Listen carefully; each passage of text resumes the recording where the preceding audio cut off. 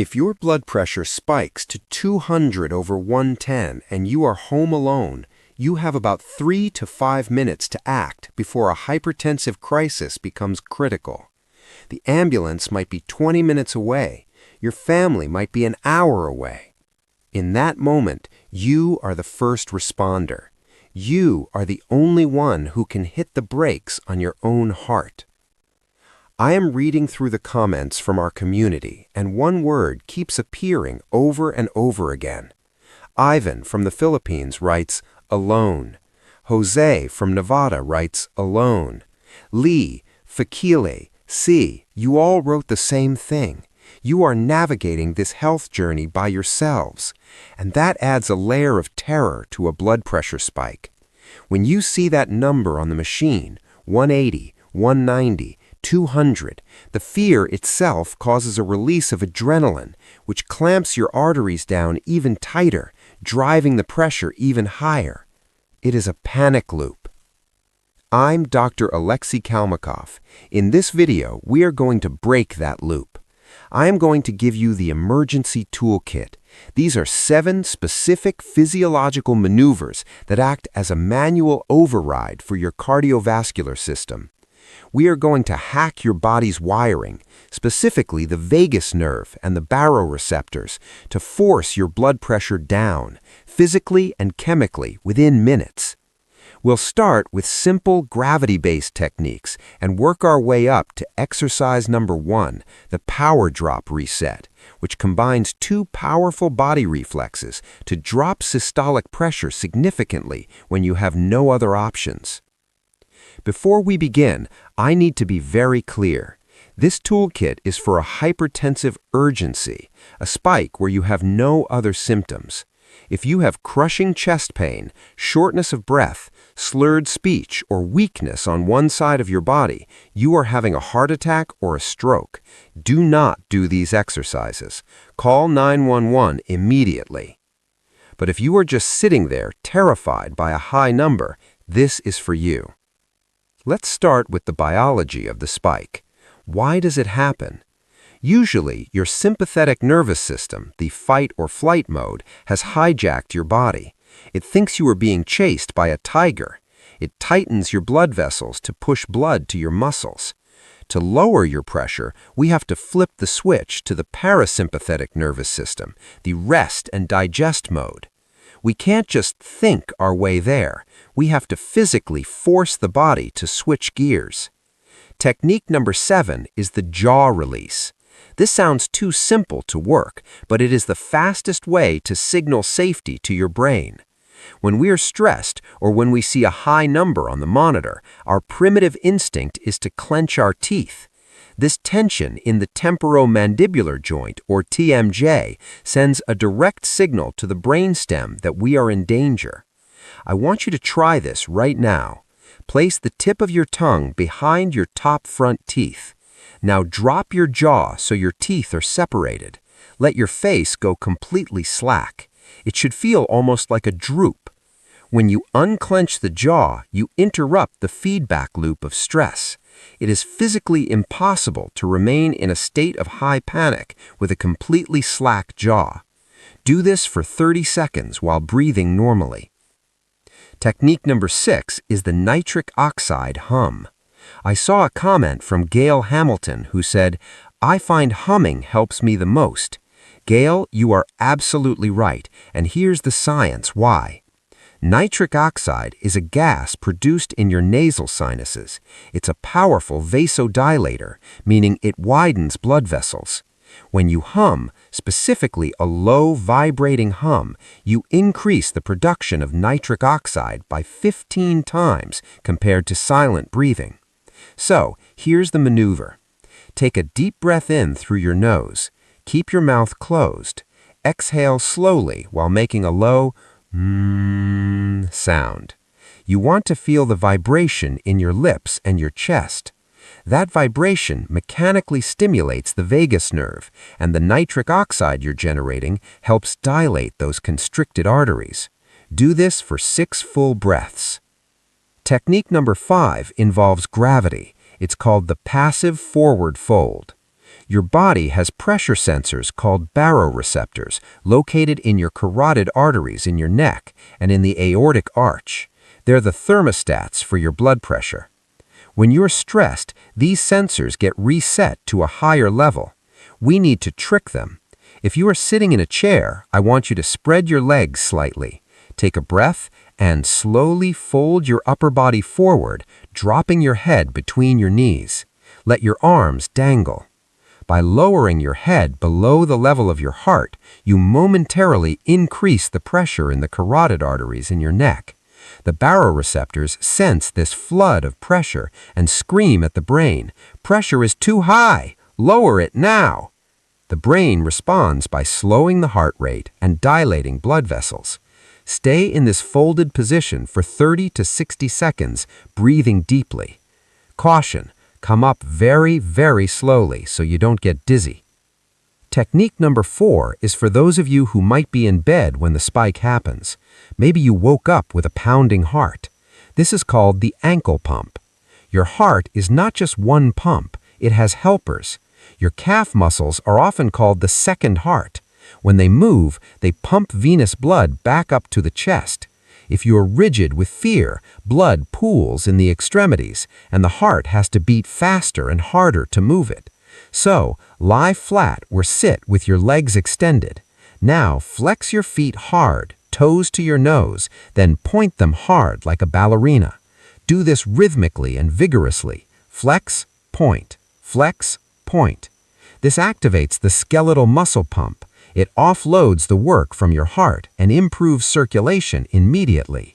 It gives your heart a mechanical assist so it doesn't have to pound so hard against the resistance.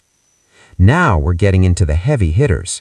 These next techniques are for when the number is stubborn and you need a stronger physiological response. Technique number 3 is the extended exhale. We often hear, "Take a deep breath," but for blood pressure, the inhale doesn't matter as much as the exhale. When you inhale, your heart rate naturally speeds up slightly. When you exhale, it slows down. This is called respiratory sinus arrhythmia. To drop your pressure, we need to maximize that slowdown phase. We use the 4-7-8 method, but with a twist. Inhale through your nose for a count of 4. Hold for a count of 7. Now exhale through your mouth through pursed lips like you're blowing through a thin straw for a count of 8. That resistance, blowing through the straw, increases pressure in your chest slightly, which stimulates the vagus nerve. You need to do this for at least 2 minutes. It is the most clinically proven way to lower systolic pressure by 10 to 15 points in the short term. Technique number 2 is the Mammalian Dive Reflex. This is an ancient survival mechanism we share with whales and seals. If a mammal dives into freezing cold water, the body instantly slams the brakes on the heart rate to conserve oxygen. It is a reflex. You cannot control it. It just happens. We can trigger this without a swimming pool. If your pressure is 190 and you are panicked, go to the kitchen. Get a bowl of ice water, as cold as you can get it. Take a deep breath, hold it, and submerge your face into the water. Make sure the water touches the area around your nose and under your eyes. Hold it there for 20 to 30 seconds. If you can't put your face in a bowl, take an ice pack or a bag of frozen peas wrapped in a thin towel and place it firmly over your eyes and the bridge of your nose while holding your breath.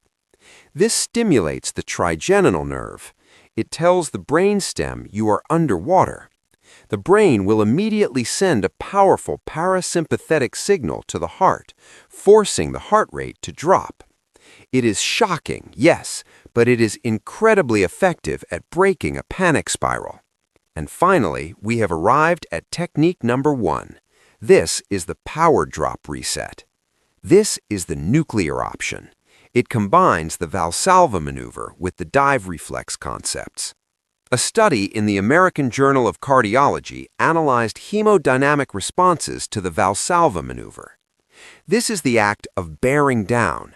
When you bear down, you increase pressure in your chest, which initially spikes BP, but is immediately followed by a significant reflex drop in blood pressure and heart rate as the body compensates.